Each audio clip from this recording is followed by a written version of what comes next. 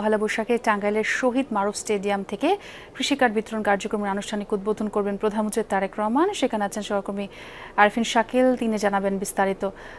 শাকিল, নিশ্চয়ই শুনতে পাচ্ছেন, প্রধানমন্ত্রী কখন এই কার্যক্রম উদ্বোধন করবেন আসলে, এবং সেখানকার যারা কৃষকরা রয়েছেন তারা কি বলছেন এই ব্যাপারে? খানিক বাদে, অর্থাৎ আপনার সঙ্গে কথা বলার 2-1 মিনিট পরে হয়তো তিনি স্টেজে এসে হাজির হবেন। তিনি এরই মধ্যে টাঙ্গাইল এসে পৌঁছেছেন এবং আমরা যতদূর দেখতে পাচ্ছি মূলত প্রধানমন্ত্রীর যেই গাড়িবহর, অর্থাৎ তিনি নির্বাচনের সময় যে লাল বাসে করে তিনি সারা বাংলাদেশ চষে বেরিয়েছেন, সেই বাসে করে নির্বাচনের প্রতিশ্রুতি বাস্তবায়নের জন্য তিনি হাজির হয়েছেন। এরই মধ্যে প্রধানমন্ত্রী তারেক রহমান তিনি কিন্তু এসে হাজির হয়েছেন। আপনারা হয়তো সেই ছবি দেখতে পাচ্ছেন এবং প্রধানমন্ত্রী এরই মধ্যে মঞ্চে আসছেন এবং তিনি সরাসরি সম্ভবত কৃষকদের একেবারেই মঞ্চে আসছেন এবং কৃষকদের সঙ্গে তিনি হাত নেড়ে শুভেচ্ছা বিনিময় করছেন। আপনারা হয়তো সেই ছবি দেখতে পাচ্ছেন।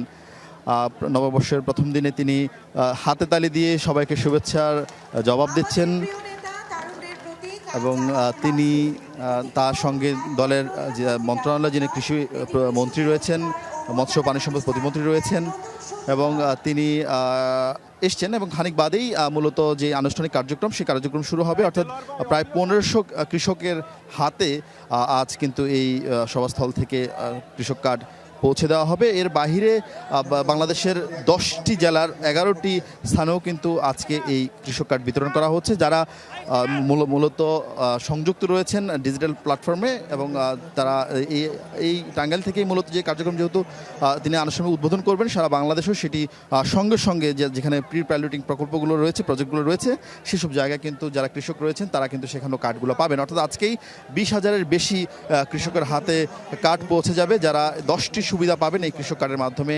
ন্যায্য মূল্যে ফসল বিক্রি করার যেমন সুবিধা থাকছে, তেমনি সার, কীটনাশক থেকে শুরু করে কৃষি যে উপকরণ, সেই উপকরণও কিন্তু একেবারে ন্যায্য মূল্যে এই কৃষকরা এই কার্ডের ব্যবহার করে তারা পাচ্ছেন। এবং এর বাহিরে আবহাওয়ার খবর থেকে শুরু করে নানান যে সুযোগ সুবিধা, সেই সুযোগ সুবিধা রাখা হচ্ছে এই কৃষি কার্ডে।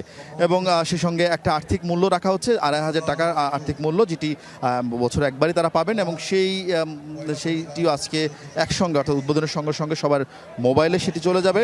এবং যারা কৃষক এসছেন তারা বলছেন তাদের দীর্ঘদিন তাদের যে স্বীকৃতি, সেই স্বীকৃতি দীর্ঘদিন পর তারা তাদের স্বীকৃতি পেলেন, অর্থাৎ কৃষিকাজের যেই রাষ্ট্রীয় স্বীকৃতি, এই কার্ডের মাধ্যমে তারা সেই স্বীকৃতি পেয়েছেন বলে তারা মনে করছেন। এবং তারা মনে করছেন এই কৃষি উপকরণ থেকে শুরু করে সব কিছু সহজলভ্য যখন হবে, সেটি তাদের জন্য, তাদের কৃষিকাজের জন্য সেটি অনেক বেশি গুরুত্ব বহন করবে এবং অনেক বেশি সাহায্য করবে তাদেরকে অধিক ফসল ফলানো থেকে শুরু করে তাদের যে সংকট রয়েছে বা তাদের যে সম্ভাবনা রয়েছে, সেই সম্ভাবনা দ্বার উন্মোচন হবে এবং সেই সব সংকটগুলো ধীরে ধীরে কেটে যাবে।